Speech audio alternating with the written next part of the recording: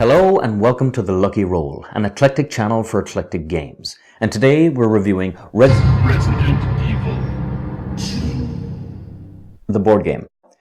It's a game for 1 to 4 players based on the Resident Evil 2 franchise. More specifically, based on the computer game Resident Evil 2, the computer game of the same name. It's from Steamforged Games, who are responsible for other great computer game board games such as Dark Souls, Horizon Zero Dawn, and the upcoming Devil May Cry. Resident Evil 2. This game is a dungeon crawler game that can be played solo and takes you through the events of Resident Evil? Oh, thank God, that joke was going to get very annoying. Anyway, like I said, this is a dungeon crawler that takes you through the events of Resident Evil 2, and you play the classic characters of Leon Kennedy, Robert Kendo, Ada Wong, and Claire Redfield, and you must escape from the zombie-ravaged streets of Raccoon City, which is currently in the grips of the T-virus from the evil Umbrella Corporation.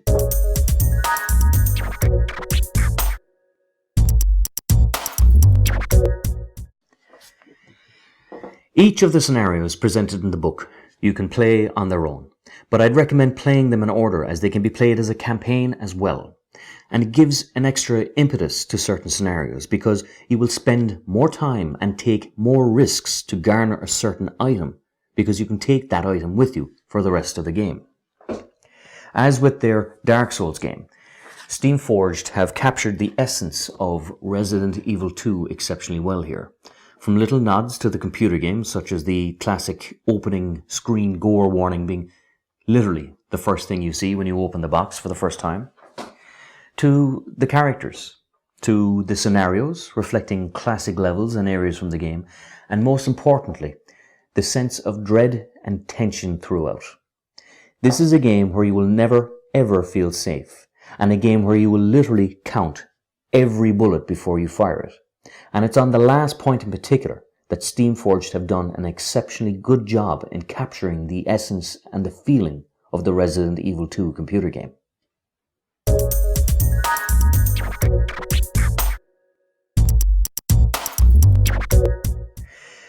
Mechanically, the game is straightforward enough that it's an easy gateway game for fans who wouldn't normally play board games, but it's also interesting enough that it's a nice, unique dungeon crawler that it makes it worthwhile for people who would be seasoned board gamers.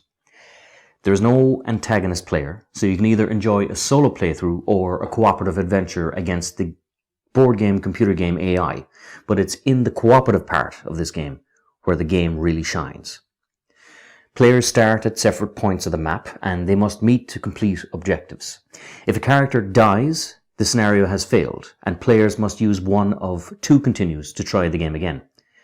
You have a finite amount of ammunition to get you through the scenario, and once the ammo's gone, you're either reduced to only using your knife, or you have to go out and simply seek more ammunition. Like computer games, however, ammunition does replenish between scenarios, so if you do come across a boss, do not be afraid to throw literally everything at it. Indeed, one of my favorite parts of this game was characters trying to meet and having to meet so that they could swap resources in order to keep each other going. In some occasions, a lone player had to hold position while the rest of us fought tooth and nail on our way to them just so we could either heal them or give them a fighting chance once again.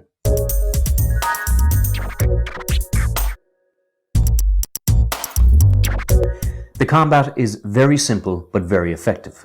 Zombies, being zombies, can take a lot of damage, and a player has to roll a double hit in order to wound or kill a zombie.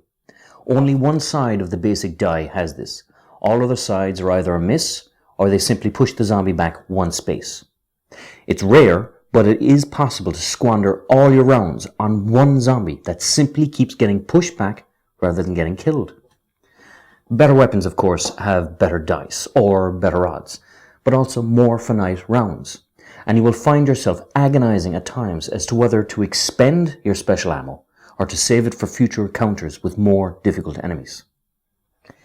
The enemies themselves do not have a turn per se, they have a reaction phase, And it's similar to Dark Souls that every enemy reacts or moves after every player. So instead of moving all at once on the enemy turn, which is typical in many other dungeon crawlers, enemies react to the current player if they can see them.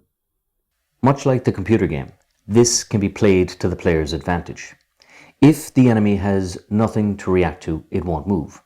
So a player can negate an enemy reaction by simply closing the door behind them. If the enemy cannot see the player, they will not react. So this often leads to players keeping their distance and strategically closing doors in order to mitigate enemy reactions and even in some cases to save ammo. Much like the computer game, if a player can run through an area without having to engage the enemy and close the door behind them, it's often in their advantage to do so. This can be exploited in certain cases as a cheat. For example, every player has 4 actions, so if a player opens a door, shoots twice, and closes the door, the zombie cannot react. This could be classed as cheating and game breaking, but to be honest, it simply felt like a computer game exploit. And rather than being game breaking, I actually enjoyed finding little workarounds like this because it reminded me of when I did the same thing in computer games. The last thing I want to mention from the mechanics is the tension deck. For a start, it's well named because after every player's turn, they must draw a tension card.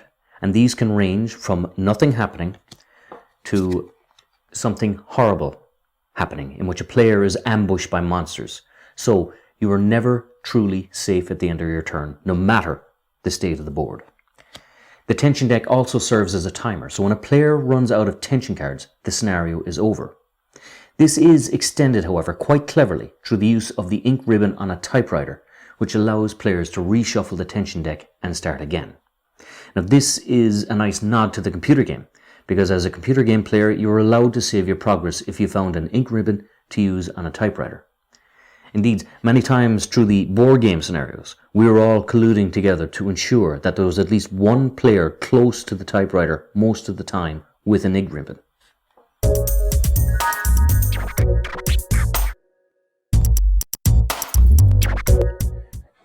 I want to point out that I really like this game. The miniatures are nice and varied and of a good quality. Now they're not as good as Dark Souls, mind you, but indeed there is nothing wrong with what you get. The essence of the computer game is captured very well, and the gameplay is straightforward enough that casual or first-time board game players aren't frightened off. Indeed, there's a very good replay value, because every room or area you enter can change from game to game, as enemies' presence are dictated by a dice roll and a corresponding result from a monster table.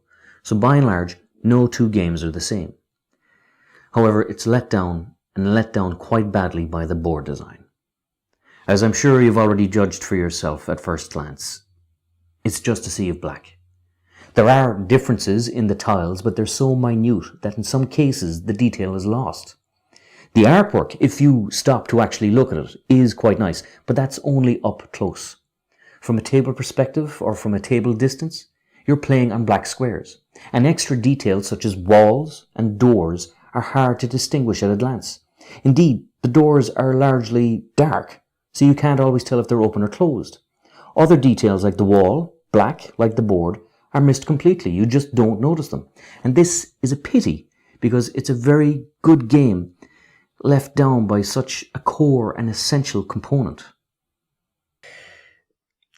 It's by no means game-breaking, but it's such a basic and simple thing to have gotten the board wrong that it's a shame. And it's a needless impracticality that can curtail your enjoyment of the game at times. If there is a second edition of this game, and it's a game that does deserve it, I hope it's an issue they do address. If you're a true Resident Evil 2 fan, then this is definitely a game you will enjoy. I wouldn't be as big a fan of this franchise as I would Fallout, but friends of mine who are thoroughly enjoyed the entire experience from start to finish and had regular bouts of nerd nostalgia in playing it.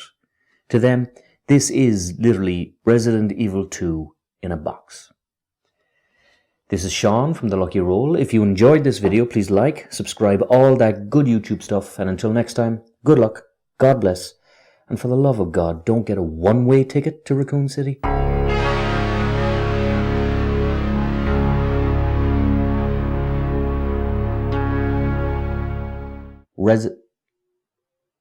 Resident Evil? Resident Evil.